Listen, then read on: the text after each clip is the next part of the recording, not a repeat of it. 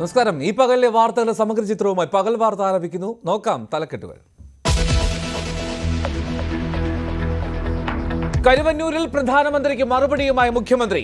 സഹകരണ മേഖലയോട് ബിജെപിക്ക് വിരോധം. അഴിമതി നടത്തിയവരെ രക്ഷിക്കില്ല, അക്കൗണ്ട് മരവിച്ചതുകൊണ്ട് സിപിഎം പിന്നോട്ടു പോകില്ല. സുരേഷ് ഗോപി ജയിക്കില്ല എന്നും പിണറായി വിജയൻ.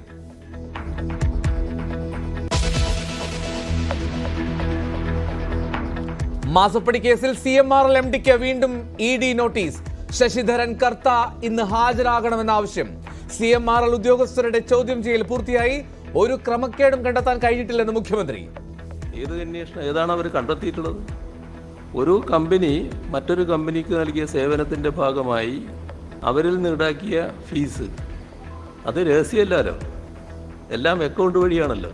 അത്തരം ഒരു കാര്യം പോലും കേസിന് ഉപയോഗിക്കാമെന്നത് നമ്മുടെ രാജ്യത്ത് ഒരു പുതിയ കീഴ്വഴക്കമായി വരുന്നു. അത്രയേ ഉള്ളൂ. അത് പിന്നെ എന്തുകൊണ്ടാണെന്ന് എല്ലാവർക്കും അറിയാം. അതങ്ങ് നടക്കട്ടെ, അതിനെപ്പറ്റി കൂടുതലൊന്നും പറയാനില്ല.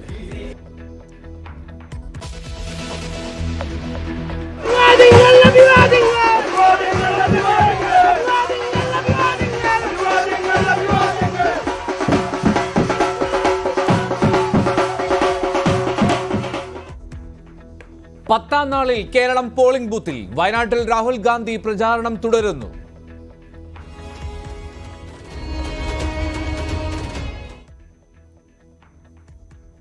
വികസന വിഷയങ്ങളിൽ നിന്ന് ശ്രദ്ധ തിരിക്കാൻ പ്രചാരണം നടക്കുന്നുവെന്ന് സുരേഷ് ഗോപി. UDF ചരിത്ര വിജയം നേടുമെന്ന് DK ശിവകുമാർ ന്യൂസ് 18നോട്.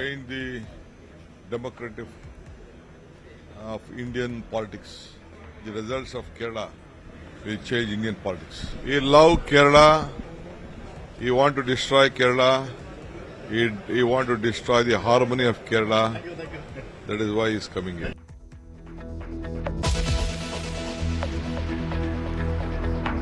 കോൺഗ്രസിന് പിന്തുണ പ്രഖ്യാപിച്ച വെൽഫെയർ പാർട്ടി. വേണ്ടെന്ന് പറഞ്ഞാൽ അപ്പോൾ നോക്കാമെന്നും നേതാക്കൾ. ആരോടും പിന്തുണ ചോദിച്ചിട്ടില്ലെന്ന് രമേശ് ചെന്നിത്തല. വർഗീയതയുമായി സന്ധി ചേരാൻ കോൺഗ്രസിന് മടിയില്ലെന്ന് മുഖ്യമന്ത്രി.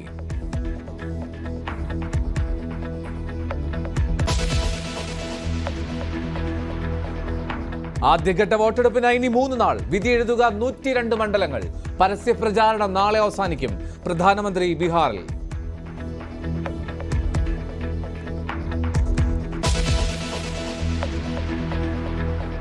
മൊഴിപ്പകർപ്പ് അതിജീവിതയ്ക്ക് നൽകുന്നതിനെതിരെ ദിലീപ് നൽകിയ ഹർജി വിധി പറയാൻ മാറ്റി. പുതിയ ആവശ്യങ്ങൾ ഉന്നയിക്കുന്നത് സുപ്രീം കോടതി വിധികൾക്ക് വിരുദ്ധമെന്ന് ദിലീപ്. റിപ്പോർട്ടിലെ അപാകത ചൂണ്ടിക്കാണിക്കാൻ അവകാശമുണ്ടെന്ന് അതിജീവിത.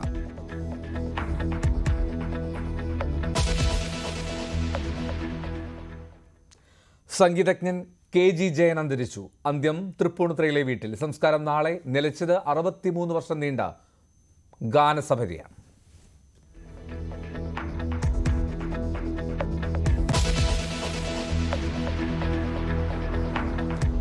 റെക്കോർഡുകൾ തിരുത്തി സ്വർണത്തിന്റെ കുതിപ്പ്. പവന് വില 54,000 കടന്നു. ഇന്ന് കൂടിയത് 720 രൂപ. ഗ്രാമിന് കൂടിയത് 90 രൂപ.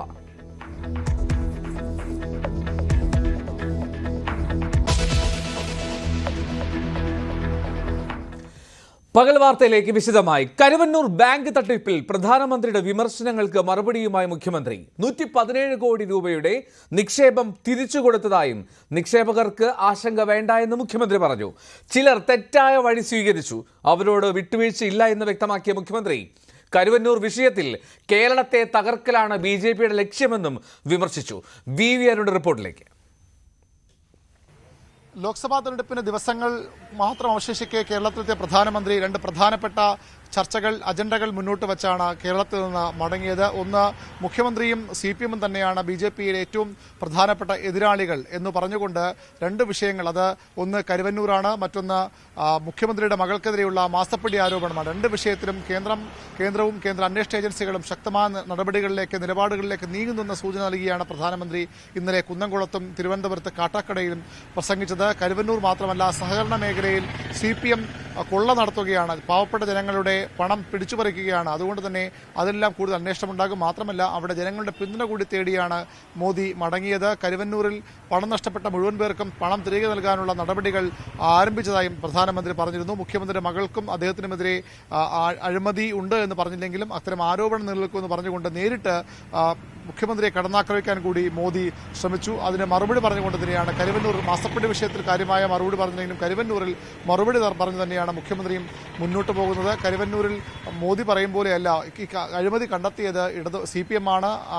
ശക്തമായ നടപടി എടുക്കാൻ നിർദ്ദേശം നൽകിയിരുന്നു, നടപടി എടുത്തിട്ടുണ്ട്. മാത്രവുമല്ല അവിടെ നിക്ഷേപകർക്ക് പണം തിരിച്ചു നൽകാൻ നടപടികൾ ബാങ്ക് തുടങ്ങിയെന്നും മുഖ്യമന്ത്രി പറയുന്നു. അതായത് പ്രധാനമന്ത്രിയുടെ നീക്കം തിരിച്ചറിഞ്ഞുകൊണ്ടുള്ള മറുതന്ത്രമാണ് CPM സ്വീകരിക്കുന്നത്.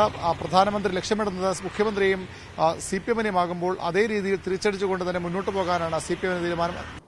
ഏതെങ്കിലും ഒരു സംഭവം നടന്നു എന്നതിൻ്റെ മേലെ കേരളത്തിലെ സഹകരണ മേഖലയെ ആകെ അപകീർത്തിപ്പെടുത്താനോ സഹകരണ മേഖലയെ ആകെ ഇല്ലാതാക്കാനോ നശിപ്പിക്കാനോ ഉള്ള പ്രവർത്തനമല്ല നടത്തുക.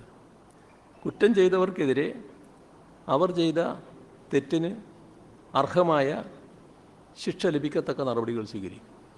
അതിനോടൊരു വിട്ടുവീഴ്ചയുമില്ല. ഇതാണ് സർക്കാർ എല്ലാ കാലത്തും സ്വീകരിച്ച സമീപനം. കരുവന്നൂരിൻ്റെ കാര്യത്തിലും ഇതേ സമീപനമാണ് സർക്കാർ സ്വീകരിച്ചത്.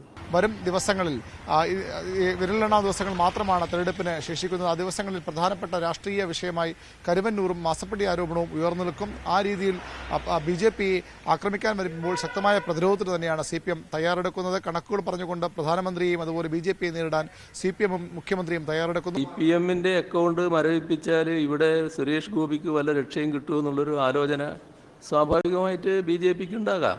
അതിൽ കേരളത്തിലെ പൊതുവായ അവസ്ഥയെടുത്താൽ LDF-ൽ CPM ആണല്ലോ ഏറ്റവും പ്രധാനപ്പെട്ടൊരു ഘടകം.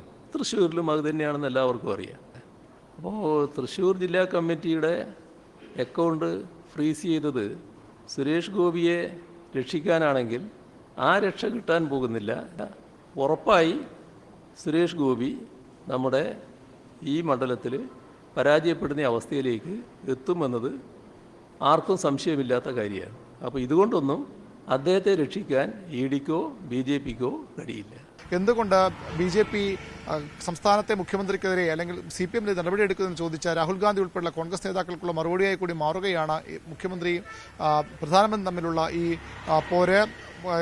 മുഖ്യമന്ത്രിയെ നടപടിയെടുക്കാൻ കേന്ദ്രം തയ്യാറാകുന്നത് മാത്രമല്ല മോദിക്കെതിരെ രക്ഷണം പറയാൻ മുഖ്യമന്ത്രി തയ്യാറാകുന്ന വിമർശനം കൂടി കോൺഗ്രസ് കേന്ദ്രങ്ങൾ ഉയർത്തിയിരുന്നു. അതിനുള്ള മറുപടിയായി തന്നെയാണ് CPM ഈ മോദിക്കെതിരെയുള്ള ഈ രാഷ്ട്രീയ പോരിനെ കാണുന്നത്. മുഖ്യമന്ത്രിയുടെ മകൾ ഉൾപ്പെട്ട മാസപ്പടി കേസിൽ CMRL MD ശശിധരൻ കർത്ത ഇന്നും ED മുൻപാകെ ഹാജരായില്ല. ഇന്നലെ ഹാജരാകാത്തതിനെ തുടർന്ന് ഇന്ന് ചോദ്യം ചെയ്യലിനായി ED ഓഫീസിൽ എത്തണമെന്നാവശ്യപ്പെട്ട് സമൻസ് നൽകിയിരുന്നു. അതിനിടെ company chief finance officer K Suresh Kumar, senior manager NC Chandrasekharan, senior IT officer Anju Rachel Kuruvila എന്നിവരുടെ ചോദ്യം ചെയ്യൽ പൂർത്തിയായി. ഡാനി പോൾ നൽകും വിവരങ്ങൾ. ഡാനി, ഈ തെരഞ്ഞെടുപ്പ് സമയത്ത് വലിയ ചർച്ച അത് നിലനിൽക്കുന്ന ഒരു സംഭവം കൂടിയാണല്ലോ, കോടതി ഇടപെടലും ഒക്കെ ഉണ്ടായ സംഭവം. അപ്പോൾ എന്താണ് ഇപ്പോൾ ED ഓഫീസിലെ സാഹചര്യം?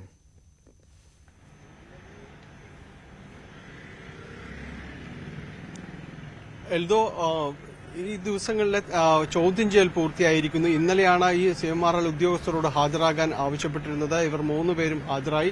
ഇവരെ വിവിധ ഘട്ടങ്ങളിലായാണ് ചോദ്യം ചെയ്തത്. ഇന്ന് പുലർച്ചെയും ഇന്നലെ രാത്രിയും ചോദ്യം ചെയ്യൽ നീണ്ടു. ഇന്ന് പുലർച്ചയിലേക്ക് ചോദ്യം ചെയ്യൽ നീണ്ടു. അല്പസമയം മുൻപാണ് ഈ 3 പേരുടെയും ചോദ്യം ചെയ്യൽ പൂർത്തിയാക്കിയത്. CFO K സുരേഷ് കുമാറിന്റെയും അതോടൊപ്പം തന്നെ സീനിയർ മാനേജർ NC ചന്ദ്രശേഖരൻ, ഒപ്പം തന്നെ കമ്പ്യൂട്ടർ ഓഫീസറായ അഞ്ജു റേച്ചൽ കുരുവിളയുടെയും എല്ലാം തന്നെ ചോദ്യം ചെയ്യൽ ഇന്ന് രാവിലെയോടുകൂടിയാണ് പൂർത്തിയാകുകയും ചെയ്തത്. ഈ ശശിധരൻ കർത്ത, ഇതിന്റെ CMRL MD ശശിധരൻ കർത്തയോട് ചോദ്യം ചെയ്യലിന് ഹാജരാകാൻ ഇന്നലെയും ആവശ്യപ്പെട്ടിരുന്നു. അത് അദ്ദേഹം ആരോഗ്യപരമായ കാരണങ്ങൾ ചൂണ്ടിക്കാട്ടി ഹാജരായില്ല. ഇന്നും അതേ സമൻസ് തന്നെയാണ്, വീണ്ടും സമൻസ് നൽകി ഇന്നും ഹാജരാകാൻ ആവശ്യപ്പെട്ടു. ഇന്നും ഹാജരായിട്ടില്ല, ഇതുവരെയും ഹാജരായിട്ടില്ല. ആരോഗ്യ കാരണങ്ങൾ തന്നെയാണ് അദ്ദേഹം ചൂണ്ടിക്കാണിക്കുന്നതെന്നാണ് മനസ്സിലാക്കുന്നത്. എന്തായാലും ഈ വിഷയത്തിൽ ED മുന്നോട്ട് പോവുകയാണ്. പ്രത്യേകിച്ച് ഈ എക്സാൽ ലോജിക് കമ്പനിക്ക് മുഖ്യമന്ത്രിയുടെ മകൾ വീണ വിജയൻ വിജയന്റെ ഉടമസ്ഥയിലുള്ള എക്സാലോജി കമ്പനിക്ക് 1,72,00,000 രൂപ കൈമാറിയത് സംബന്ധിച്ച് എന്ത് സേവനത്തിന്റെ പേരിലാണ് അവർ ഏത് സേവനമാണ് നൽകിയത് എന്നത് സംബന്ധിച്ചുള്ള ഒരു സംശയം ഇ ഡി മുന്നോട്ട് വയ്ക്കുന്നു. കള്ളപ്പണം വെളുപ്പിക്കലാണ് ഇതിന് പിന്നിലുള്ളത് എന്നതാണ് ഇ ഡിയുടെ ഒരു നിഗമനവും. ഇ ഡി ആ രീതിയിൽ തന്നെ അന്വേഷണവുമായിട്ട് മുന്നോട്ട് പോവുകയും ചെയ്തു. അപ്പോൾ ഇതിന് ആനുപാതികമായി എന്താണ് ഉദ്യോഗസ്ഥർക്ക് പറയാനുള്ളത്? ഈ ഇടപാട് സംബന്ധിച്ച് എന്ത് കാര്യങ്ങളിൽ ഒരു വിശദീകരണമാണ് നൽകുന്നത് എന്നതാണ് കൂടുതലായും തന്നെ ഉറ്റുനോക്കുന്നത്. ഇക്കാര്യത്തിൽ ഉദ്യോഗസ്ഥരിൽ നിന്ന് മണിക്കൂറുകൾ നീണ്ട അവർ ഏതാണ്ട് ഒരു ദിവസത്തോളം 24 മണിക്കൂറോളം ഈ ചോദ്യം ചെയ്യലടക്കം നീണ്ടു നിന്നിരുന്നു. അപ്പോൾ അവർ നൽകിയിട്ടുള്ള ഒരു വിശദീകരണം എന്ന് പറയുന്നത് എം ഡി അറിയാതെ ഒരു കാര്യം ഇക്കാര്യങ്ങൾ നടന്നിട്ടില്ല എന്നത് തന്നെയാണ്. കാരണം ഈ പണമിടപാട് അല്ലെങ്കിൽ ഈ കരാറ് സംബന്ധിച്ചുള്ള കാര്യങ്ങളിൽ കമ്പനി ഉടമയ്ക്ക് അറിഞ്ഞുകൊണ്ട് തന്നെയാണ് കരാറുള്ളത്. കരാർ നൽകിയ കാര്യങ്ങൾ IT സേവനങ്ങൾക്ക് വേണ്ടിയാണ് കരാർ നൽകിയിട്ടുള്ളത് എന്ന് അവർ വ്യക്തമാക്കുകയും ചെയ്യുന്നുണ്ട്. ഈ പണം നൽകിയത് സംബന്ധമായ കാര്യങ്ങളിൽ ആധികാരികമായ രേഖകൾ അടക്കം ഇന്ന് എത്തിക്കാനായിട്ട് പറഞ്ഞിരുന്നു. കഴിഞ്ഞ ദിവസങ്ങളിൽ എത്തിക്കാൻ പറഞ്ഞിരുന്നു. അതെല്ലാം തന്നെ ലെഡ്ജറും വൗച്ചറുകളും എല്ലാം തന്നെ ഇവർക്ക് കൈമാറുകയും എല്ലാം തന്നെ ചെയ്തിട്ടുണ്ട്. ഇതിൽ കൂടുതൽ ഇ ഡി മറ്റെന്ത് കണ്ടെത്തുന്നു, ഇതിൽ കൂടുതൽ ചോദ്യം ഇതെല്ലാം പരിശോധിച്ച ശേഷമായിരിക്കും ഇ ഡി അടുത്ത ഘട്ടത്തിലേക്ക് കടക്കുക. പ്രത്യേകിച്ച് ഇതിൽ ഇനിയും ചോദ്യങ്ങൾ അവശേഷിക്കുമെന്ന കാര്യത്തിൽ ഉറപ്പുണ്ട്. അപ്പോൾ അതെന്താണ് ഈ ഹാജരാക്കിയ രേഖകൾക്കപ്പുറത്തേക്ക് എന്ത് കാര്യങ്ങളിൽ ഒരു വ്യക്തതയാണ് ഇനി വരുത്തേണ്ടതെന്നതടക്കമുള്ള കാര്യങ്ങൾ അടുത്ത നടപടിയായിട്ടുണ്ടാകും.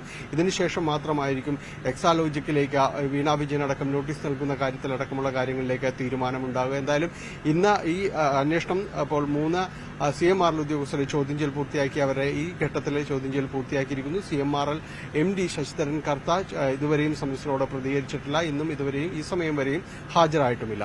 ശരി ഡാനി. അതേസമയം മാസപ്പടി വിവാദത്തിൽ മുഖ്യമന്ത്രി ഇന്ന് പ്രതികരിക്കുകയുണ്ടായി. സാധാരണ 2 കമ്പനികൾ തമ്മിൽ നടന്ന ഇടപാടുകളാണ് അത്. ഒരു ക്രമക്കേടും കണ്ടെത്താൻ കഴിഞ്ഞിട്ടില്ല എന്നും മുഖ്യമന്ത്രി ഇന്ന് പറഞ്ഞു.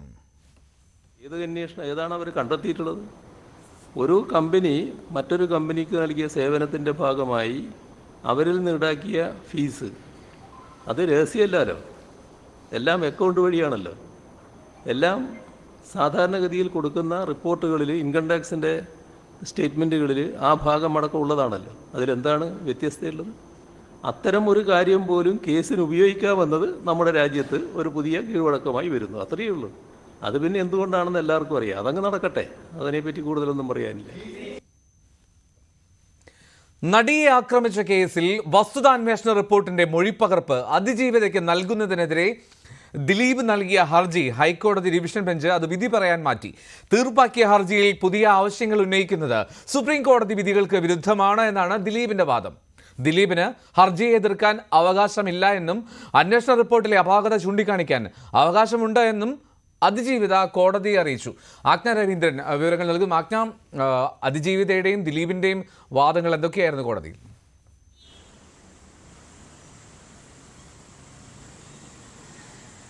എൽദോ, ഇന്നലെയാണ് ഹൈക്കോടതിയിൽ ദിലീപ് അതിജീവിതയ്ക്ക് മെമ്മറി കാർഡിന്റെ അന്വേഷണ റിപ്പോർട്ട് നൽകരുത് എന്ന് കാണിച്ച് ഹർജി നൽകിയത്. അതേസമയം ദിലീപ് ഈ കേസിലെ 8ാമത്തെ പ്രതിയാണ്. ഇതിൽ പ്രതിയായ ഒരാൾക്ക് അന്വേഷണ റിപ്പോർട്ട് നൽകരുതെന്ന് അവകാശപ്പെടാൻ ഉള്ള ഒരു സാധുതയുമില്ലെന്ന് അതിജീവിത കോടതിയെ ബോധിപ്പിക്കുകയുണ്ടായി. കഴിഞ്ഞ ദിവസം ഇത് സംബന്ധിച്ച ഹർജി പരിഗണിച്ച ശേഷമാണ്, അതായത് മെമ്മറി കാർഡ് 3 തവണ അനധികൃതമായി ഉപയോഗപ്പെടുത്തിയെന്ന് അതിജീവിത കോടതിയെ അതിജീവിത ഹർജി നൽകിയിരുന്നു. അതേ തുടർന്നാണ് അന്വേഷണ റിപ്പോർട്ടിന്റെ ഒരു പകർപ്പ് അതിജീവിതയ്ക്ക് നൽകണമെന്ന് സിംഗിൾ ബെഞ്ച് ഉത്തരവിടുന്നത്. എന്നാൽ സിംഗിൾ ബെഞ്ചിന്റെ ഈ ഉത്തരവ് സുപ്രീം കോടതിയുടെ രീതികൾക്ക് വിരുദ്ധമാണ് എന്ന് ചൂണ്ടിക്കാട്ടിയാണ് ദിലീപ് ഇപ്പോൾ അതിജീവിതയ്ക്ക് അന്വേഷണ റിപ്പോർട്ട് നൽകരുത് എന്നൊരു ഹർജി നൽകിയിരിക്കുന്നത്. എന്നാൽ ഈ കേസിൽ പോലീസ് ഉൾപ്പെടെയുള്ള ആളുകൾ അന്വേഷണം അട്ടിമറിക്കാൻ ശ്രമിക്കുകയുണ്ടായി. 3 തവണ അനധികൃതമായി കോടതിയിൽ തന്നെ 3 തവണ അനധികൃതമായി മെമ്മറി കാർഡ് ഉപയോഗപ്പെടുത്തി. അതിലൊന്ന് 2018 ജനുവരി 8-ാം തീയതി 9:58 അതിജീവിത ഈ കോടതിയിൽ ബോധ്യപ്പെടുത്തിയതനുസരിച്ചിട്ട് അങ്കമാലി മജിസ്ട്രേറ്റ് ലീന റഷീദ് ഈ മെമ്മറി കാർഡ് അനധികൃതമായി പരിശോധിച്ചു. അതിനുശേഷം ജില്ലാ കോടതിയിലെ മഹേഷ് മോഹൻ എന്ന ജഡ്ജിന്റെ PA ഈ മെമ്മറി കാർഡ് പരിശോധിക്കുന്നു. അതിനുശേഷം മെമ്മറി കാർഡ് അവസാനമായി പരിശോധിച്ചു എന്ന് കണ്ടുപിടിക്കപ്പെട്ട വിവോ ഫോൺ ഈ ശിരസ്സദാർ താജുദ്ദീൻ്റെത് ആണ് എന്നും മാത്രമല്ല കോടതിയിൽ ഈ വിഷ്വൽസ് കണ്ടത്, ദൃശ്യങ്ങൾ കണ്ടത് ഈ ശിരസ്സദാറിന്റെ ഫോണിലാണ് എന്നും അതിജീവിത പരാതി നൽകിയിരുന്നു.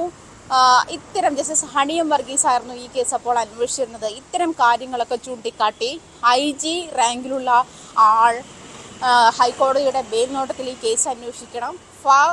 ഫാക്ട് ഫൈൻഡിങ്ങിന് പകരം ഫാക്ട് ഹൈഡിംഗ് ആണ് നടക്കുന്നത്. ഇതുമായി ബന്ധപ്പെട്ട ഒരു അന്വേഷണവും തൻ്റെ അടുത്ത് വന്നിട്ടില്ലെന്നും ഒക്കെ ചൂണ്ടിക്കാട്ടിയാണ് അതിജീവിത കഴിഞ്ഞ ദിവസം കോടതിയെ സമീപിച്ചത്. ഇതേ തുടർന്നാണ് ഈ അന്വേഷണ റിപ്പോർട്ടിന്റെ മെമ്മറി കാർഡ് സംബന്ധമായ അന്വേഷണ റിപ്പോർട്ടിന്റെ പകർപ്പ് അതിജീവിതയ്ക്ക് നൽകണമെന്ന് സിംഗിൾ ബെഞ്ച് ഉത്തരവിട്ടത്. ഇതേ തുടർന്നാണ് കഴിഞ്ഞ ദിവസം ഇന്നലെ ദിലീപ് ഈ ഹർജി അതിജീവിതയ്ക്ക് അന്വേഷണ റിപ്പോർട്ട് നൽകരുത് എന്ന് ഒരു ഹർജി ഹൈക്കോടതിയിൽ ഫയൽ ചെയ്യുകയുണ്ടായത്. ആ ഹർജിയാണ് ഇന്ന് പരിഗണിച്ചത്.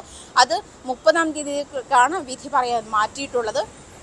അന്വേഷണ റിപ്പോർട്ട് അതിജീവിതയ്ക്ക് നൽകരുതെന്നാണ് ഹർജിക്കാരന്റെ ആവശ്യം. എന്നാൽ കേസിലെ 8ാം പ്രതിയായ സ്ഥിതിക്ക് ദിലീപിന് ഇത് ആവശ്യപ്പെടാൻ ഒരു അവകാശവുമില്ല, ഒരു സാധുതയുമില്ല എന്ന് ചൂണ്ടിക്കാട്ടിയാണ് എന്നാണ് അന്വേഷണ റിപ്പോർട്ടിന്റെ വസ്തുതാന്വേഷണ റിപ്പോർട്ടിന്റെ മൊഴിപ്പകർപ്പ് അത് അതിജീവിക്ക് നൽകുന്നതിനെതിരെ ദിലീപ് നൽകിയ ഹർജി അത് വിധി പറയാൻ മാറ്റി 30-ാം തീയതിയിലേക്കാണ് മാറ്റിയതെന്ന് ആജ്ഞ റിപ്പോർട്ട് ചെയ്യുന്നു കൊച്ചിയിൽ നിന്ന്.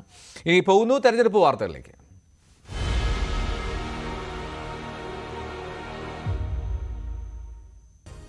Political Grand Finale, co-presented by Berger Paints, 100 Years of Trust, powered by ICL FinCorp.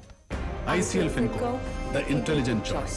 Educational partners, IBIS Group of Educational Institutions. ഇനി കണ്ണടച്ചല്ല, കണ്ണ് തുറന്ന് സ്വപ്നം കാണാം. IBIS-ലൂടെ Indian Institute of Commerce, Lakshya. Join Indian Institute of Commerce, Lakshya. 21-ാം വയസ്സിൽ life is സെറ്റിൽ. കേന്ദ്ര സർക്കാരിനെ കടന്നാക്രമിച്ച് വയനാട് മണ്ഡലത്തിൽ രാഹുൽ ഗാന്ധിയുടെ പ്രചാരണം. ജനങ്ങളെ ഭീഷണിപ്പെടുത്തി പണം കൈവശപ്പെടുത്തുന്ന തെരുവ് ഗുണ്ടകളെ പോലെ BJP ഇലക്ട്രൽ ബോണ്ട് കൈക്കലാക്കുന്നതെന്ന് തിരുവമ്പാടി മണ്ഡലത്തിലെ കൊടിയത്തൂരിൽ അവിടെ നടന്ന റാലിയിൽ രാഹുൽ ഗാന്ധി വിമർശിച്ചു. ഇലക്ട്രൽ ബോണ്ട് എന്നാൽ മലയാളത്തിൽ കൊള്ളയടിക്കൽ എന്നാണെന്നും രാഹുൽ പരിഹസിച്ചു. തിരുവമ്പാടിയിലും ഏറനാടും അരീക്കോടും രാഹുൽ ഗാന്ധി റോഡ് ഷോ നടത്തി. This election is about one central issue: the attack by the BJP on the Constitution of India. So this election about the attack on the Constitution of India. His job is to distract the people of India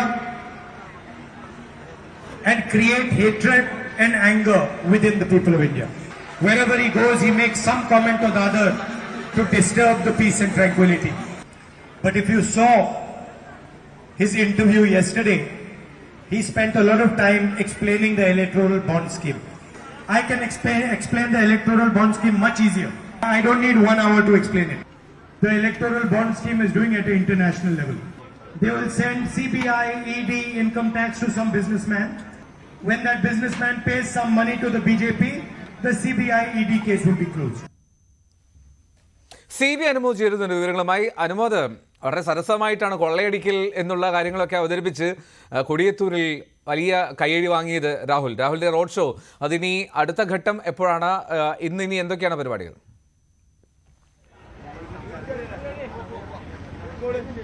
Eldho, Rahul ഗാന്ധിയുടെ road show Eranad മണ്ഡലത്തിൽ പൂർത്തിയായിരിക്കുന്നു. അദ്ദേഹം ഇപ്പോൾ ഊർങ്ങാട്ടിരിയിൽ പത്തനാപുരത്തെ road show പൂർത്തിയാക്കി മടങ്ങിയിരിക്കുന്നു. അദ്ദേഹത്തിന് മമ്പാടാണ് അടുത്ത road show ഉള്ളത്. മമ്പാട്, നിലമ്പൂർ, അതിനുശേഷം കരുവാരക്കുണ്ട്, മൂത്തേടം, അങ്ങനെ 4 ഇടങ്ങളിലാണ് അദ്ദേഹത്തിന്റെ റോഡ് ഷോ ഉള്ളത്.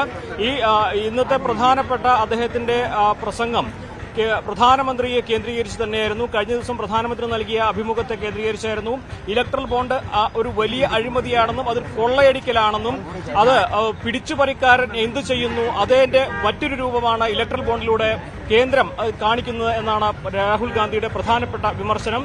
കഴിഞ്ഞ ദിവസത്തേക്കാൾ അദ്ദേഹത്തിന്റെ പ്രസംഗത്തിലുള്ളത് വയനാട്ടിൽ അദ്ദേഹം മറ്റു വിഷയങ്ങൾ സംസാരിച്ചെങ്കിൽ ഇപ്പോൾ ഏറനാടും അതേപോലെ കൊടിയത്തൂരിലും അദ്ദേഹം ഇലക്ട്രൽ ബോണ്ട് കേന്ദ്രീകരിച്ച് തന്നെയായിരുന്നു അദ്ദേഹത്തിന്റെ പ്രസംഗം ഉണ്ടായിരുന്നത്. വലിയ വിമർശനം, നിശ്ചിതമായ വിമർശനം പ്രധാനമന്ത്രിക്കെതിരെ അദ്ദേഹം നടത്തുന്നു. അതുപോലെ തന്നെ കേന്ദ്രത്തിന്റെ BJPയുടെ പ്രകടന പത്രികയ്ക്കെതിരെയും അദ്ദേഹം വിമർശനം ഉന്നയിക്കുന്നു. പകരം കോൺഗ്രസിന്റെ പ്രകടന പത്രിക വിശദീകരിച്ചുകൊണ്ടാണ് അദ്ദേഹം വോട്ട് ചോദിക്കുന്നത്. നമുക്ക് പ്രത്യേകിച്ച് എടുത്തു പറയേണ്ടതുള്ളത് വലിയ സ്വീകരണമാണ്, ആവേശത്തോടെയുള്ള സ്വീകരണമാണ് രാഹുൽ ഗാന്ധിക്ക് എല്ലായിടത്തും ലഭിക്കുന്നത് എന്നുള്ള കാര്യമാണ്. മാത്രമല്ല അദ്ദേഹത്തിനെ കാണാൻ ഈ ചൂടത്തും നൂറുകണക്കിന് ആളുകളാണ് ഈ കൊടും ചൂട് പോലും വകവെക്കാതെ ഇവിടെ കാത്തു നിൽക്കുന്ന എല്ലായിടത്തും നിന്നും ഒരു പ്രധാനപ്പെട്ട കാര്യമാണ്. വലിയ ആവേശത്തോടെ ജനങ്ങൾ സ്വീകരിക്കുന്നു. രാഹുൽ അവരോട് 10-15 മിനിറ്റ് സംസാരിക്കുന്നു. രാഹുൽ അടുത്ത സ്വീകരണത്തിലേക്ക് വന്നെങ്കിലും വളരെ കഴിഞ്ഞ ദിവസത്തേക്കാൾ ജനപിന്തുണ ഇന്ന് മലപ്പുറം ജില്ലയിലേക്ക് കടന്നപ്പോൾ അദ്ദേഹത്തിന്റെ യാത്രയ്ക്ക്, അദ്ദേഹത്തിന്റെ റോഡ് ഷോയ്ക്ക് ലഭിക്കുന്നുണ്ട് എന്നതും നമുക്ക് മനസ്സിലാക്കാൻ കഴിയും. എന്താണെങ്കിലും അദ്ദേഹത്തിന്റെ റോഡ് ഷോ പുരോഗമിക്കുകയാണ്. അടുത്തത് മമ്പാടാണ് അദ്ദേഹത്തിന്റെ റോഡ് ഷോ. നിശ്ചയിച്ചതിലും 1 മണിക്കൂറോളം വൈകിയാണ് അദ്ദേഹത്തിന്റെ റോഡ് ഷോകൾ പുരോഗമിക്കുന്നത്. ഇന്ന് വൈകുന്നേരം 5:30 കരുവാരക്കുണ്ടാണ് അവസാനത്തെ റോഡ് ഷോ. അതിനുശേഷം അദ്ദേഹം കണ്ണൂരിലേക്ക് മടങ്ങും. എൽദോ. ശരി, രാഹുൽ ഗാന്ധിയുടെ റോഡ് ഷോ അത് വയനാട്ടിലെ വിവിധ ഇടങ്ങളിൽ പുരോഗമിക്കുകയാണ്. കോഴിക്കോട്, മലപ്പുറം ജില്ലകളിലാണ് ഇന്ന് രാഹുൽ ഗാന്ധി സജീവമായി നിൽക്കുന്നത്.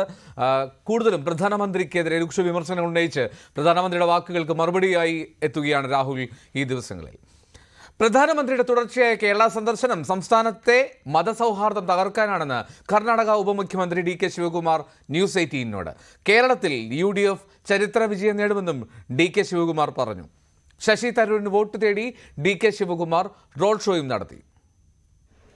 UDFന്റെ തെരഞ്ഞെടുപ്പ് പ്രചാരണത്തിന് ആവേശം പകർന്നുകൊണ്ട് കർണാടക ഉപമുഖ്യമന്ത്രി DK ശിവകുമാർ തലസ്ഥാനത്ത് എത്തിയിരിക്കുകയാണ്. തിരുവനന്തപുരത്തിന് പുറമെ കണ്ണൂരിലും കോഴിക്കോടുമെല്ലാം പ്രചാരണത്തിന്റെ ഭാഗമായി DK ശിവകുമാർ എത്തുന്നുണ്ട്. വലിയ പ്രതീക്ഷയോടെയാണ് UDF DK ശിവകുമാറിന്റെ സംസ്ഥാനത്തേക്കുള്ള വരവിനെ നോക്കിക്കാണുന്നത്. അദ്ദേഹം തീർച്ചയായിട്ടും തെരഞ്ഞെടുപ്പിൽ വലിയ തരത്തിൽ ഒരു സ്വാധീനം ചെലുത്തും എന്ന പ്രതീക്ഷയിൽ തന്നെയാണ് അവരെല്ലാവരും ഉള്ളതും. DK ശിവകുമാർ ന്യൂസ് 18നോട് ഇപ്പോൾ പ്രതികരിക്കുകയാണ്.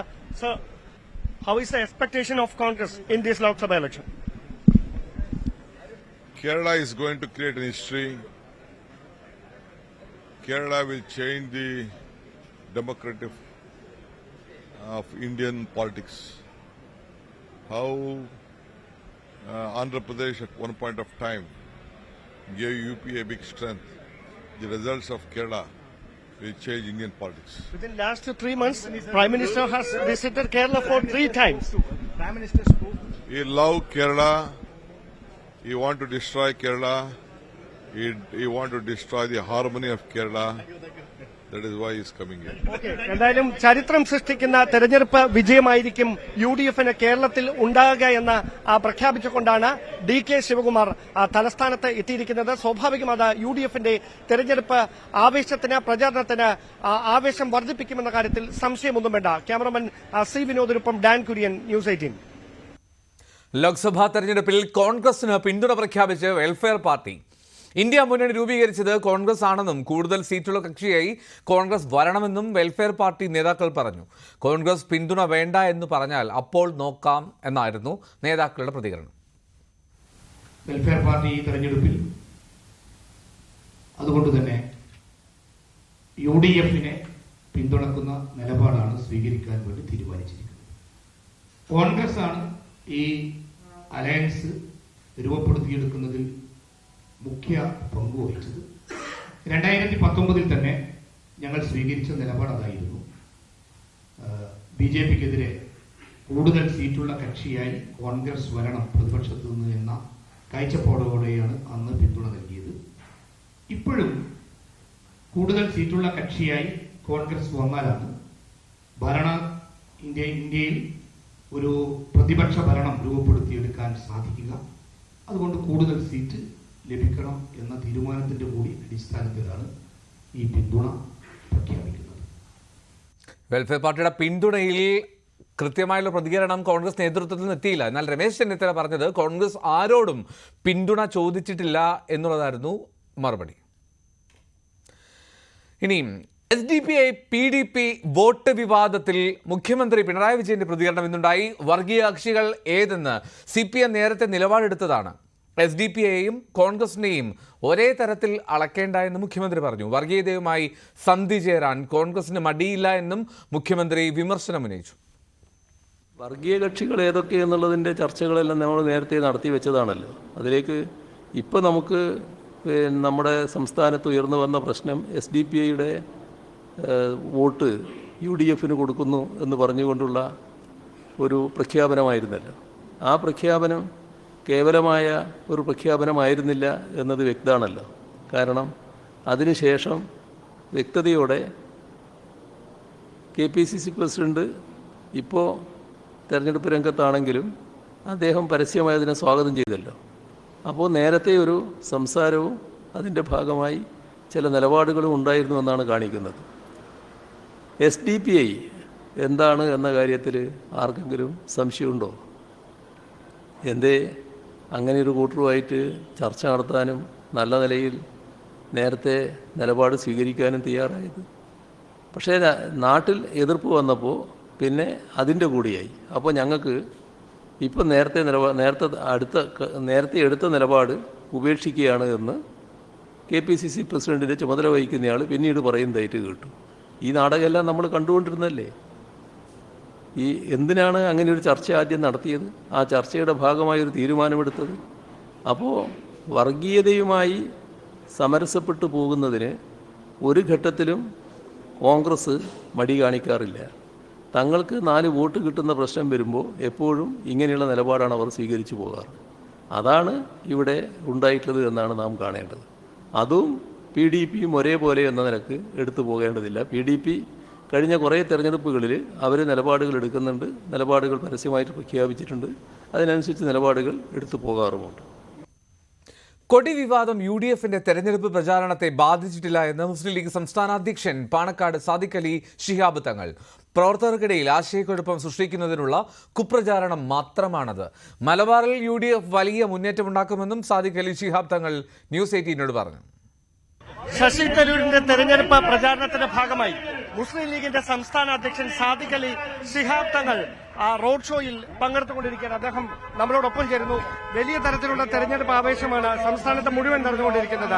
പ്രത്യേകിച്ച് വയനാട്ടിലടക്കം ഈ കൊടിയുടെ വിവാദം അത് ഏതെങ്കിലും തരത്തിൽ ഈ തെരഞ്ഞെടുപ്പിന്റെ പ്രചാരണത്തെ ബാധിച്ചിട്ടുണ്ടോ? നമുക്ക് കാര്യമില്ലാത്ത പ്രചാരണങ്ങളാണ്. ഒരിക്കൽ ഇവിടെ ആവശ്യം രാജ്യത്തിന് ജനാധിപത്യത്തെയും മതേതരത്വത്തെയും സംരക്ഷിക്കുകയാണ്. അതിനുവേണ്ടിയുള്ള പോരാട്ടത്തിലാണ് ജനങ്ങൾ. അതിനിടയ്ക്ക് ഇത്തരത്തിലുള്ള കുപ്രചരണങ്ങളൊന്നും ഒരു കാര്യവുമില്ല.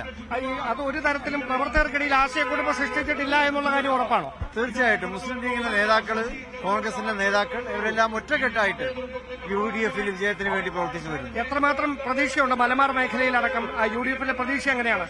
20 ലോക്സഭാ മണ്ഡലങ്ങളിലും കേരളത്തിൽ UDFന് തന്നെയാണ് വലിയ മുന്നേറ്റം. പ്രചാരണ പ്രവർത്തനങ്ങളൊക്കെ കാണുമ്പോൾ നമുക്കത് മനസ്സിലാക്കാൻ സാധിക്കുന്നുണ്ട്. എന്തായാലും തിരക്കിനിടയിൽ പ്രതികരിച്ചതിന് നന്ദി. വലിയ തെരഞ്ഞെടുപ്പ് ആവേശമാണ് തിരുവനന്തപുരത്ത് അടക്കമുള്ള മണ്ഡലങ്ങളിൽ. മുസ്ലിം ലീഗ് ഉൾപ്പെടെയുള്ള ഘടകകക്ഷികളുടെ കൂടി വലിയ പിന്തുണ ഉറപ്പാക്കിക്കൊണ്ടാണ് തീരദേശ മേഖലകളിലും അതോടൊപ്പം തന്നെ മറ്റ് നഗരപ്രദേശങ്ങളിലും എല്ലാം UDF സ്ഥാനാർത്ഥി ശശി തരൂരിന്റെ തെരഞ്ഞെടുപ്പ് പ്രചാരണം പുരോഗമിച്ചുകൊണ്ടിരിക്കുന്നത്. ക്യാമറമാൻ C വിനോദിനൊപ്പം ഡാൻ കുര്യൻ, ന്യൂസ് 18. വികസന വിഷയങ്ങളിൽ നിന്ന് ശ്രദ്ധ തിരിക്കാൻ എതിർ സ്ഥാനാർത്ഥികൾ പ്രചാരണം നടത്തുന്നുവെന്ന് തൃശൂരിലെ NDA സ്ഥാനാർത്ഥി സുരേഷ് ഗോപി. ജനം അതിൽ വീഴില്ല എന്നും സുരേഷ് ഗോപി ന്യൂസ് 18 പറഞ്ഞു. പ്രചാരണത്തിന്റെ 3ാം ഘട്ടത്തിലെത്തി. ഇപ്പൊ കൂടുതൽ ആത്മവിശ്വാസം, കൂടുതൽ ആൾക്കാർ, കൂടുതൽ ജനക്കൂട്ടം, അങ്ങനെയാണോ? അങ്ങനെ തന്നെയാണ്. അത് ആദ്യം മുതലേ അങ്ങനെ തന്നെയാണ്. പക്ഷെ ജനക്കൂട്ടമല്ലല്ലോ പ്രധാനം. അവരടുത്ത് അഭ്യർത്ഥന നടത്തി അവർ എന്താണ് നമുക്ക് ഫലപ്രദമായിട്ട് ഒരു പ്ലേസ്മെന്റ് കിട്ടുന്നതിന് വേണ്ടി അതുവഴി അവരുടെ ജീവിതത്തിൻ്റെ പ്ലേസ്മെന്റ് എങ്ങനെയാണ് പിന്നെ എൻ്റെ ഉത്തരവാദിത്വമായി മാറുന്നത്. ആ ഉത്തരവാദിത്വം കിട്ടിയാൽ ഉറപ്പായിട്ടും നിറവേറ്റും എന്ന് പറയുന്നത് കാര്യകാരണ സഹിതം അവരെ പറഞ്ഞ് മനസ്സിലാക്കി. പല വിഷയങ്ങൾ പ്രചാരണത്തിൽ വന്നിരുന്നു. വികസനം ശരിക്കും ഈ ഒരു ഘട്ടത്തിലൊക്കെ ശരിക്കും ജനങ്ങൾക്കിടയിലേക്ക് കടന്നു വരുന്നുണ്ടോ? വികസനം ചർച്ചയാക്കരുതെന്നുള്ള അവരുടെ നിർബന്ധം കൊണ്ട് കടന്നു വരാതിരിക്കും. ഞാൻ പക്ഷേ അതിൽ ഫോക്കസ് ചെയ്യുന്നു. പ്രധാനമന്ത്രി വീണ്ടും വന്നു, കൂടുതൽ പ്രാധാന്യം കൊടുക്കുന്നുണ്ട് തൃശ്ശൂരിന്? ഇല്ല, അങ്ങനെ ഒരിക്കലും പറയാനൊക്കത്തില്ല. തിരുവനന്തപുരത്തും ഇപ്പൊ ഈ വർഷം തന്നെ 2 പ്രാവശ്യം വന്നില്ല. കഴിഞ്ഞ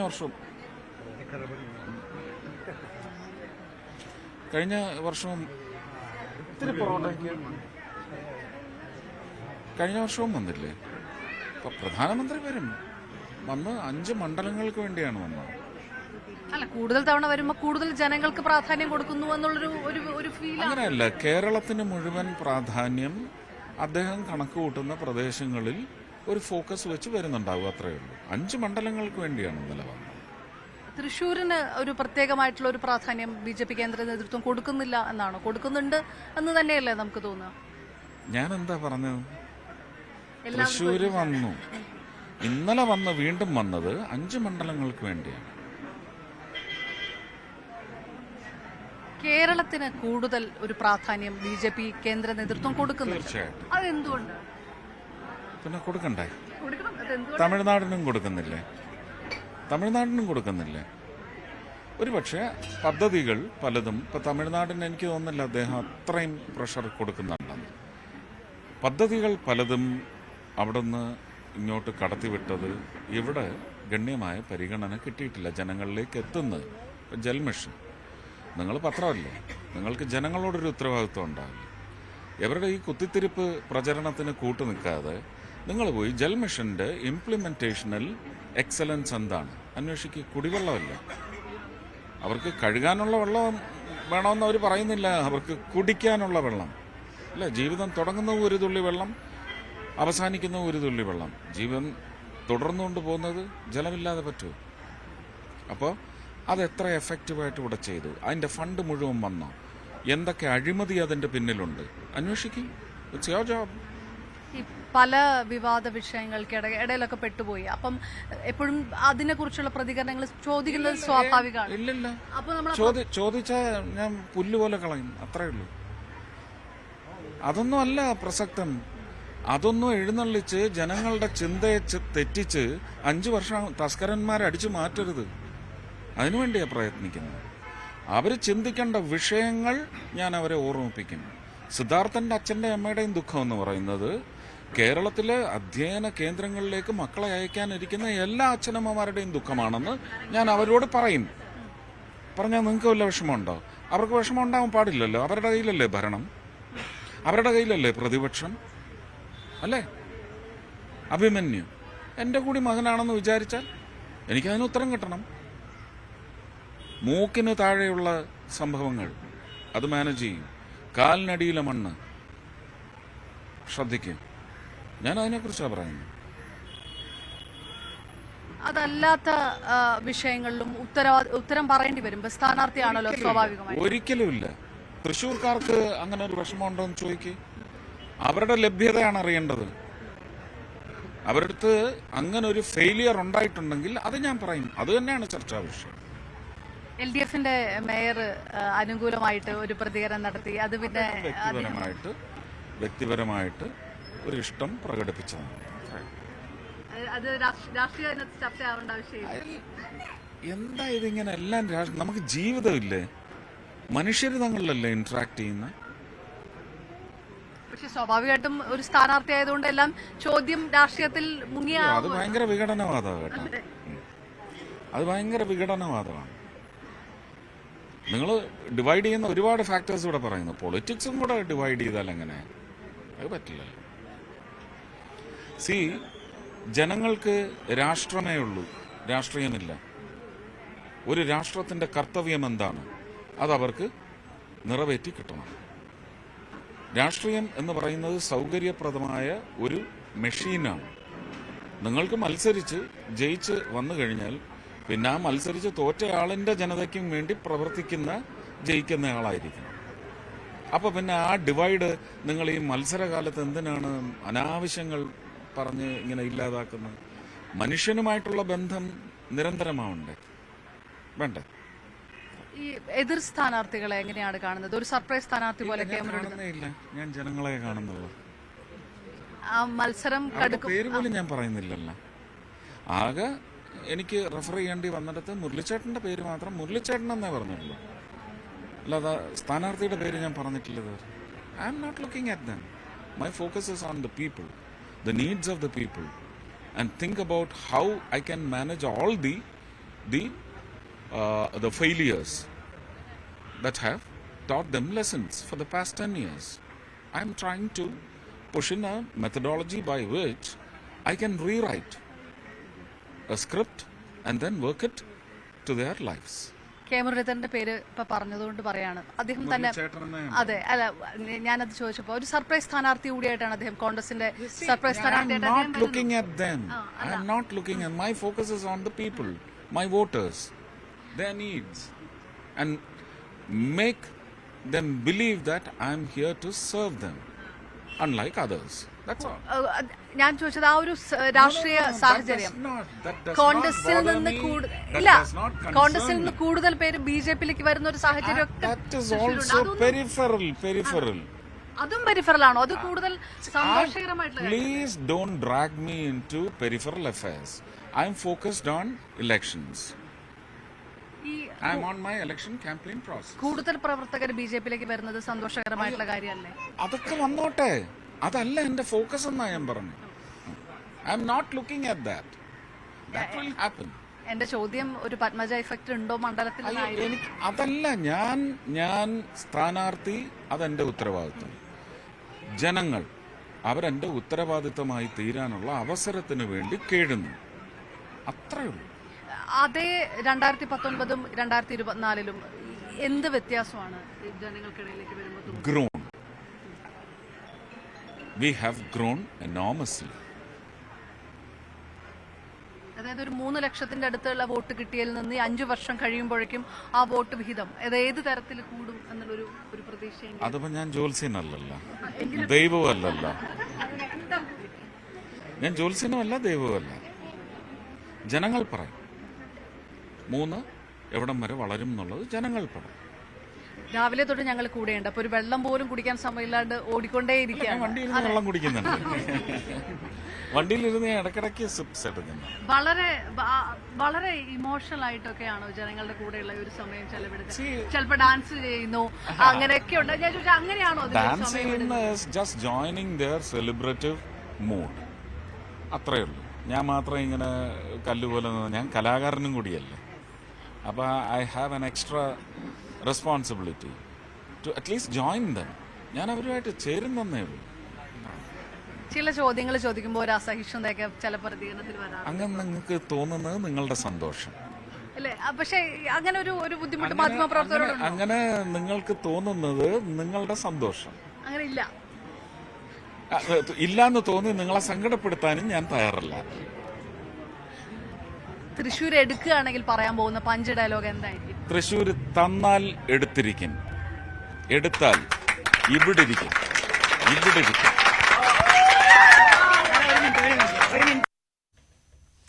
തൃശ്ശൂരിലെ NDA സ്ഥാനാർത്ഥി സുരേഷ് ഗോപിയാണ് പ്രതികരിച്ചത്. അപർണക്കുറുപ്പിനോട്. തെരഞ്ഞെടുപ്പ് സമയത്ത് തിരുവനന്തപുരത്തെ NDA സ്ഥാനാർത്ഥി രാജീവ് ചന്ദ്രശേഖറിനെതിരെ കോൺഗ്രസ് നേതാവ് DK ശിവകുമാർ സ്ഥാനാർത്ഥിയായിട്ടും എന്തുകൊണ്ട് രാജീവ് ചന്ദ്രശേഖർ രാജ്യസഭാംഗത്വം രാജിവെച്ചില്ല എന്ന് DK ചോദിക്കുന്നു. IT വകുപ്പിൽ എന്താണ് കേരളത്തിന് വേണ്ടി ചെയ്തത്? ഈ നാടിന് വേണ്ടി ഒന്നും ചെയ്യാതെയാണ് രാജീവ് ചന്ദ്രശേഖർ ഇവിടെ വോട്ട് തേടുന്നതെന്നും DK ശിവകുമാർ വിമർശിച്ചു. They did not give a parliament candidate in Rajya Sabha. With an ethical value, anyone would have resigned his ministership. And he could have been eligible to contest a parliament seat here. But still, why he is continuing as a minister? Kerala is known for ethical values, moral values. It has its own big history. And we have seen the leaders of Kerala, how they have gone in their, I think they are the model example for the entire country.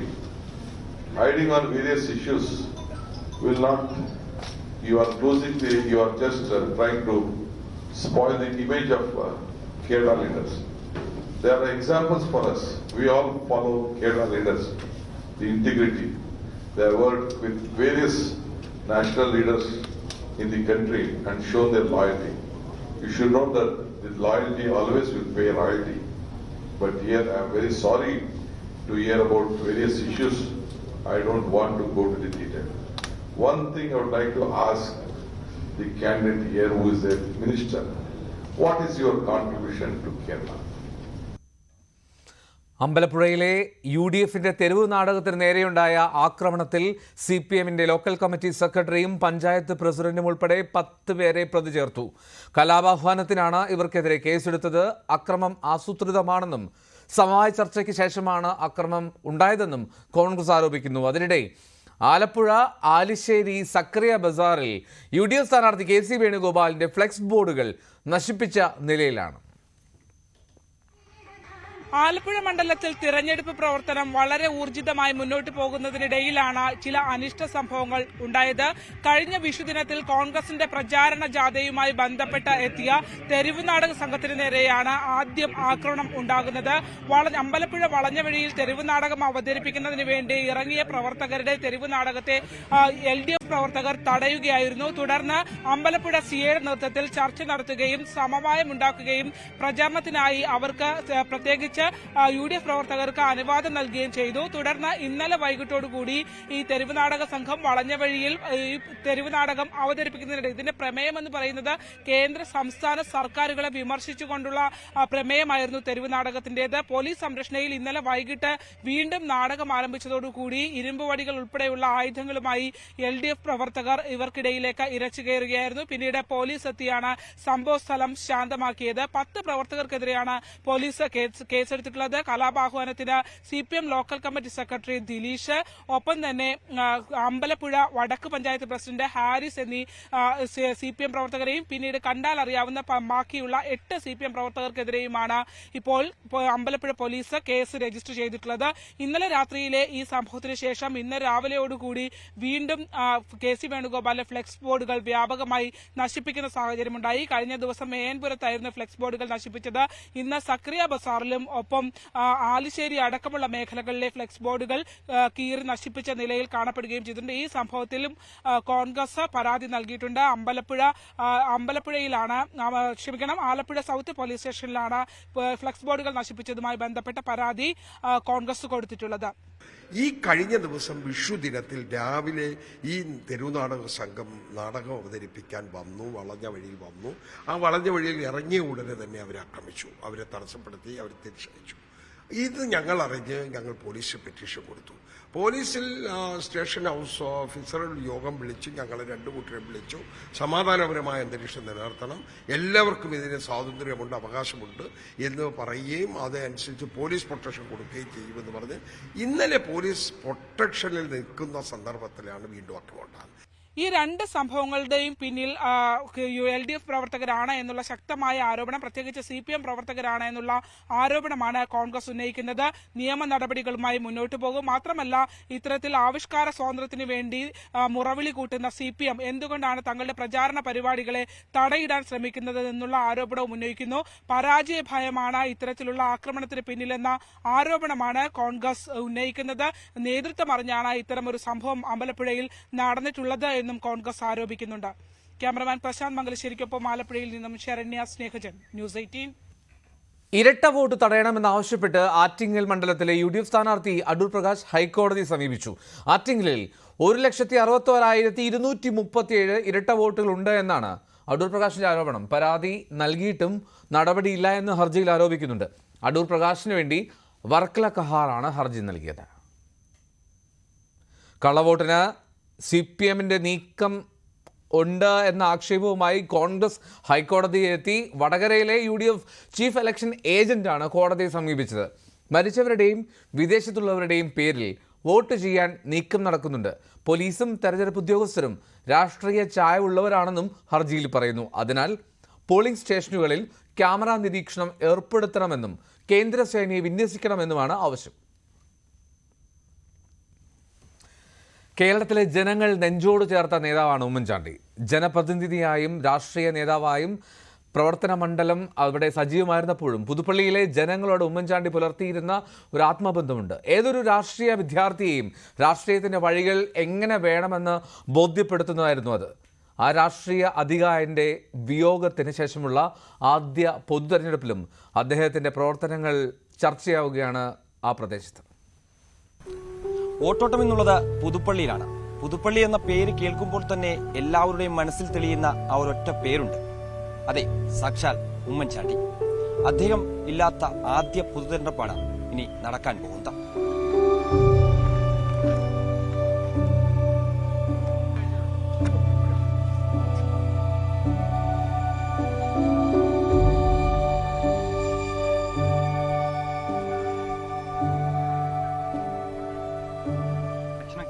അപ്പം എല്ലാ തവണയും അദ്ദേഹമില്ലാതെ ഒരു തെരഞ്ഞെടുപ്പ് കടന്നു പോയിട്ടില്ല. പക്ഷേ ഇത്തവണ അദ്ദേഹം വിള വാങ്ങിയിട്ടുള്ള ആദ്യ പൊതുതെരഞ്ഞെടുപ്പിലേക്കാണ് സംസ്ഥാനം കടക്കുന്നത്. എങ്ങനെയാണ് അദ്ദേഹത്തിനെ പറ്റി പറയാൻ ഞങ്ങൾക്ക് ഇന്നും വാക്കുകളില്ല. അദ്ദേഹത്തിൻ്റെ സ്മരണ എന്തായാലും ഇലക്ഷനിൽ പ്രതിഫലിക്കും. അദ്ദേഹം വോട്ടർമാരുടെ മനസ്സിൽ ഇന്നും ജീവിച്ചിരിക്കുന്ന ഒരു വ്യക്തിയാണ്. ഉമ്മൻചാണ്ടി ഇല്ലാത്ത സാറില്ലാത്ത ഒരു ഇലക്ഷനാണ് ഈ വരുന്നത്. എന്നിരുന്നാലും UDF-ന് നല്ലൊരു ഭൂരിപക്ഷത്തോടു കൂടി 20 സീറ്റും വിജയിക്കുമെന്നുള്ള പ്രതീക്ഷയോടുകൂടിയുള്ള പ്രവർത്തനമാണ് UDF-ന്റെ പ്രവർത്തകർ കാഴ്ചവെക്കുന്നത്. അതേ ആ വോട്ടർമാരുടെ മനസ്സിലൊക്കെ അദ്ദേഹം ഇന്നും ജീവിച്ചിരിപ്പാണ്. അതുകൊണ്ടാണ് ഞങ്ങൾ മലപ്പുറം ജില്ലയിലെ കുറ്റിപ്പുറം തവനൂർ മണ്ഡലത്തിൽപ്പെട്ട ആളുകളാണ് ഞങ്ങൾ. അവിടെ നിന്നാണ് ഞങ്ങൾ അദ്ദേഹത്തിന്റെ ഈ കബറിടം കാണാൻ വന്നിട്ടുള്ളത്. ഞങ്ങളിവിടെ കോട്ടയത്ത് വന്നതാണ്. എപ്പോഴും ഞങ്ങളെ മനസ്സിലുള്ള ആ ഒരു ചിത്രം കൊണ്ടാണ് ഞങ്ങൾ ഇന്നും ഇവിടെ എത്തിയത്. നമുക്കറിയാം ഈ ഇലക്ഷനിൽ വലിയ മാറ്റങ്ങളൊക്കെ സംഭവിച്ചിട്ടുണ്ട്. അതായത് 2 മുൻ മുഖ്യമന്ത്രിമാരുടെ മക്കൾ BJP-യിലേക്ക് പോയതിനു ശേഷമുള്ള ഒരു പൊതു തെരഞ്ഞെടുപ്പ് കൂടിയാണ്. അതൊക്കെ അവർ സ്ഥാനാർത്ഥിയായിട്ടുമുണ്ട്. എനിക്ക് തന്നെ പത്തനംതിട്ടയിൽ സ്ഥാനാർത്ഥിയാവുന്നു. അതൊക്കെ എങ്ങനെയായിരിക്കും? അതൊക്കെ സോഷ്യൽ മീഡിയയിൽ മാത്രമേ ചർച്ചയുള്ളൂ. ജനങ്ങളുടെ ഇടയിൽ അതൊന്നും ചർച്ച.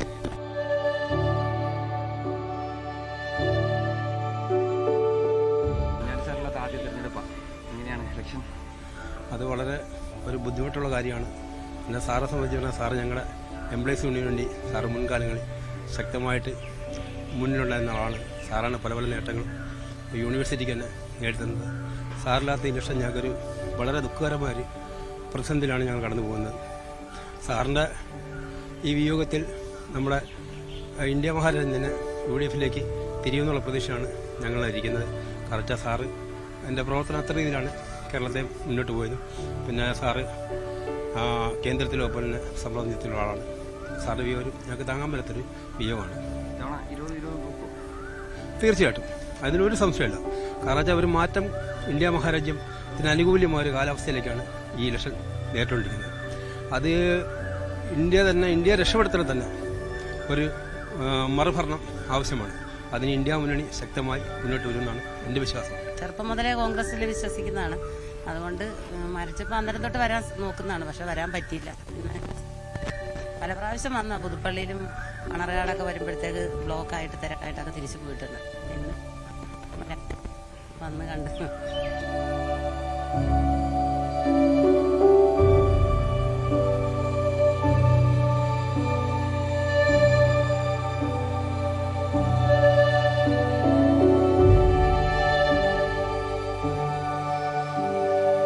ജനമനസ്സുകളെ ഇത്രയധികം സ്വാധീനിച്ചിട്ടുള്ള ഒരു നേതാവ് ഉണ്ടാകില്ല. അദ്ദേഹം നടത്തിയിട്ടുള്ള പ്രവർത്തനങ്ങളും അതിന് ഉദാഹരണം തന്നെയാണ്. ഒപ്പം തന്നെ അദ്ദേഹത്തിന്റെ വിയോഗത്തിന് ശേഷം നടക്കുന്ന ആദ്യ പൊതുതെരഞ്ഞെടുപ്പിൽ അദ്ദേഹം നടത്തിയിട്ടുള്ള എല്ലാവിധ പ്രവർത്തനങ്ങളും ക്ഷേമ പദ്ധതികളുമെല്ലാം തന്നെ ഈ തെരഞ്ഞെടുപ്പിലും പ്രതിഫലിക്കുമെന്നുള്ള കാര്യത്തിൽ സംശയമില്ല.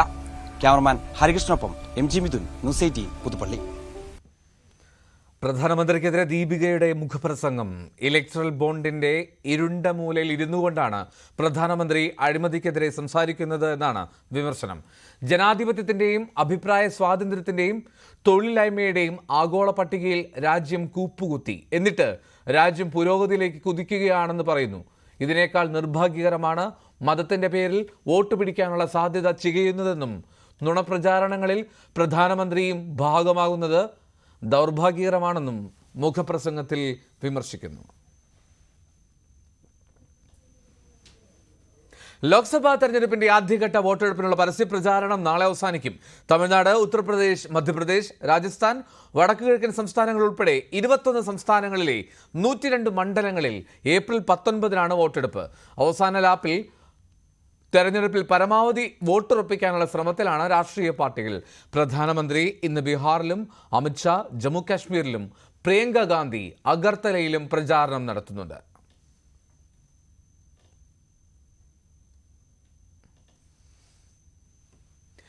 ഇനി മറ്റു വാർത്തകളിലേക്ക്.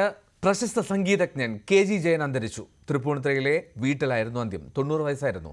നിരവധി ഭക്തിഗാനങ്ങൾക്കും ചലച്ചിത്ര ഗാനങ്ങൾക്കും ഈണം നൽകിയിട്ടുണ്ട് അദ്ദേഹം. ശ്രീകോവിൽ നട തുറന്നു, നക്ഷത്ര ദീപങ്ങൾ തിളങ്ങി തുടങ്ങിയവ ശ്രദ്ധേയമായിട്ടുള്ള ഗാനങ്ങളാണ്.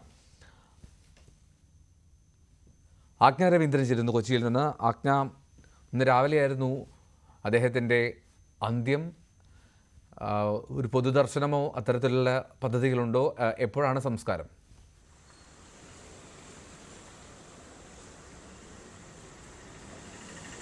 എൽദോപ്പോൾ ഇന്ന് രാവിലെ പുലർച്ചെ 5:30 കൂടിയാണ് അദ്ദേഹം വിട പറഞ്ഞത്. നാളെ രാവിലെ പൊതുദർശനത്തിന് വീട്ടിൽ മൃതദേഹം പൊതുദർശനത്തിൽ വെക്കും. തുടർന്ന് തൃപ്പൂണിത്തറ കൂത്തമ്പലത്തിൽ പൊതുദർശനത്തിന് വെച്ച ശേഷമായിരിക്കും സംസ്കാരം എന്നാണ് ഇപ്പോൾ അറിയാൻ കഴിയുന്നത്. ജയവിജയ എന്ന പേരിൽ കേരളമാകെയുള്ള സംഗീതാസ്വാദകരുടെ അല്ലെങ്കിൽ ഇന്ത്യ ആകെയുള്ള സംഗീതാസ്വാദകരുടെ മനം കവർന്ന സംഗീതജ്ഞനായിരുന്നു ഈ ജയവിജയ. ഈ പേര് നൽകിയത് ജോസ് പ്രകാശ് എന്ന നാടകമാണ്. അദ്ദേഹം അഭിനയിച്ച നാടകത്തിൽ സംഗീത സംവിധാനം ചെയ്തത് ഇവർ രണ്ടുപേരുമായിരുന്നു. തുടർന്ന് ഇങ്ങോട്ട് 6ാമത്തെ വയസ്സിലാണ് ഇവർ സംഗീത പഠനം ആരംഭിക്കുന്നത്. രാമൻ ഭാഗവതരുടെ ശിക്ഷണത്തിലാണ്. തുടർന്ന് രാധാകൃഷ്ണ അയ്യരുടെ മാവേലിക്കര രാധാകൃഷ്ണ അയ്യരുടെ ശിക്ഷണത്തിൽ സംഗീതം അഭ്യസിച്ചു. 10ാം വയസ്സിലാണ് അരങ്ങേറ്റം. അതിനുശേഷം മുതിർന്നപ്പോഴാണ് ബാലമുരളീകൃഷ്ണ, ചെമ്പെ വൈദ്യനാഥ ഭാഗവത് തുടങ്ങിയവരുടെ ശിക്ഷണം സിദ്ധിക്കാനുള്ള അവസരം ഇവർക്ക് ലഭിക്കുകയുണ്ടായത്. തുടർന്ന് ഇങ്ങോട്ട് വേദികൾ കീഴടക്കുകയായിരുന്നു ഈ സഹോദരങ്ങളെന്ന് വേണം പറയാൻ. ജയവിജയ എന്ന ടാഗ്ലൈനോട് കൂടി തന്നെയാണ് ഇരുവരും ഒരേ വേദിയിൽ ഒരേ നിറത്തിലുള്ള വസ്ത്രങ്ങൾ ധരിച്ച് ഇങ്ങനെ സംഗീത ആസ്വാദകരുടെ മനം കവർന്ന് കേരളത്തിൽ തന്നെ കർണാട്ടിക് മ്യൂസിക്കിന് ഒരു ആസ്വാദക വൃന്ദമുണ്ടാക്കി കൊടുക്കുകയും അതിൻ്റേതായ മാനം ഉണ്ടാക്കി കൊടുക്കുകയും ചെയ്ത സംഗീതജ്ഞർ കൂടിയായിരുന്നു ജയവിജയ. അതിനുശേഷം 1989 ഒരു മകര സംക്രാന്തി ദിവസമാണ് ഇദ്ദേഹത്തിൻ്റെ സഹോദരൻ വിജയൻ ഡിണ്ടിഗലിലെ ഒരു അയ്യപ്പ ക്ഷേത്രത്തിലേക്ക് സംഗീത കച്ചേരി അവതരിപ്പിക്കാൻ പോകുന്ന സാഹചര്യത്തിൽ അന്തരിക്കുന്നത്. തുടർന്ന് ഇതിനിടയിൽ നമ്മൾ കേട്ടിട്ടുള്ള അയ്യപ്പ ഭക്തിഗാനങ്ങൾ അല്ലെങ്കിൽ ഭക്തിഗാനത്തിന് തന്നെ അതിൻ്റേതായ ഒരു ഇടമുണ്ടാക്കി കൊടുത്ത സംഗീതജ്ഞർ കൂടിയായിരുന്നു ജയവിജയ. നമുക്കറിയാം ശ്രീകോവിൽ നട തുറന്നു എന്ന ശബരിമല നട തുറക്കുമ്പോഴുള്ള ഈ ഗാനം, അതല്ലെങ്കിൽ വിഷ്ണുമായയിൽ പിറന്ന വിശ്വരക്ഷക എന്ന് പറയുന്ന ഗാനം, ഇങ്ങനെ അയ്യപ്പ ഭക്തിഗാനങ്ങളുടെ അല്ലെങ്കിൽ ഭക്തിഗാനത്തിന് തന്നെ അതിൻ്റേതായ ഇടവും കയ്യൊപ്പും ചാർത്തിക്കൊടുത്ത സംഗീതജ്ഞർ കൂടിയായിരുന്നു ഇരുവരും. തുടർന്ന് വിജയൻ്റെ മരണശേഷം ഇദ്ദേഹം ശരിക്കും ജയൻ ഒറ്റപ്പെട്ടതുപോലെ ആയിരുന്നു. 30 വർഷക്കാലം ജയവിജയൻ അയ്യപ്പന് പമ്പയിൽ അയ്യപ്പൻ്റെ തിരുവാഭരണ ഘോഷയാത്ര എത്തുന്ന സമയത്ത് ശബരിമലയിൽ ഇവരുടെ കച്ചേരി ഉണ്ടായിരുന്നു. 30 വർഷം അത് അനുഷ്ഠിച്ചു പോന്നു. തുടർന്ന് 14 വർഷം ജയൻ തനിച്ച് അത് ചെയ്യേണ്ടി വന്നു. പക്ഷേ ഈ സഹോദരൻ്റെ മരണശേഷം 1 വർഷക്കാലത്തോളം അദ്ദേഹം മാറി നിന്നു. അത് തിരിച്ചറിഞ്ഞത് നാഗമ്പട ക്ഷേത്രത്തിൽ, മഹാദേവ ക്ഷേത്രത്തിൽ ജയൻ, വിഖ്യാത സംഗീതജ്ഞൻ, അദ്ദേഹത്തിന്റെ മരണം ഇന്ന് രാവിലെയായിരുന്നു. നാളെ മൃതദേഹം സംസ്കരിക്കും. നിരവധി പുരസ്കാരങ്ങൾ, അതിനേക്കാളുപരി ഭക്തിഗാന, ചലച്ചിത്രഗാന ശാഖകളിൽ ഒരുപാട് സംഭാവനകൾ മലയാളിക്ക് സമ്മാനിച്ച അതുല്യ സംഗീത പ്രതിഭയാണ് വിട പറഞ്ഞത്. സ്വർണത്തിന് റെക്കോർഡ് വില. ഗ്രാമിന് 95 രൂപ കൂടി 6795 രൂപയായി.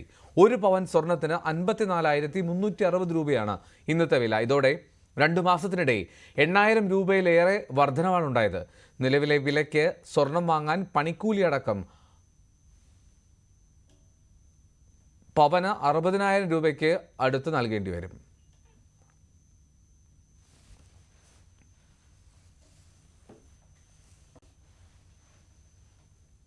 പാലക്കാട് അട്ടപ്പാടിയിലെ ആദിവാസി ഊരിൽ വീണ്ടും ശിശുമരണം. ഷോളയൂർ കടമ്പാറ ഊരിലെ ദീപ കുമാർ ദമ്പതികളുടെ 7 മാസം പ്രായമായ കൃഷ്ണവാണ് മരിച്ചത്. ന്യൂമോണിയയെ തുടർന്ന് കോയമ്പത്തൂർ മെഡിക്കൽ കോളേജിൽ ചികിത്സയിലായിരുന്നു. ഇടുക്കി പീരുമേട് ജനവാസ മേഖലയിൽ കാട്ടാനയുടെ ആക്രമണമുണ്ടായി. പീരുമേട് ഗവൺമെന്റ് ഗസ്റ്റ് ഹൌസിന് സമീപം ഉള്ള ജോസഫ്, അസീസ്, സെബാസ്റ്റ്യൻ എന്നിവരുടെ പുരയിടത്തിലാണ് കാട്ടാനകൾ കൂട്ടമായെത്തി നാശം വിതച്ചത്. വാഴയും കപ്പയും ഏലവും ഉൾപ്പെടെയുള്ള കൃഷി കാട്ടാനക്കൂട്ടം നശിപ്പിച്ചു.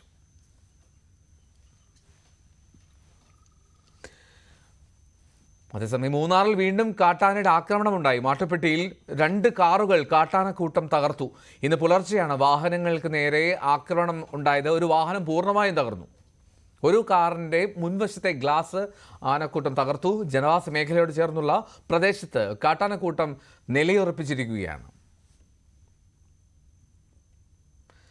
മെഡിക്കൽ എഞ്ചിനീയറിംഗ് എൻട്രൻസ് റിപ്പീറ്റ് ചെയ്യാൻ ആഗ്രഹിക്കുന്നവർക്കായി സൂപ്പർ 500 സ്കോളർഷിപ്പ് പ്രഖ്യാപിച്ച് harvest coaching school.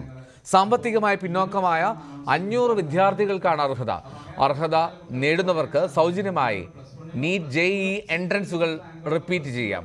Kerala syllabus +2 സയൻസിൽ 95%, CBSEയിൽ 85% മാർക്കുള്ളവർക്കാണ് സ്കോളർഷിപ്പ് നൽകുക. സ്വർണം വെള്ളി നിരക്കുകളിലേക്ക് വീണ്ടും.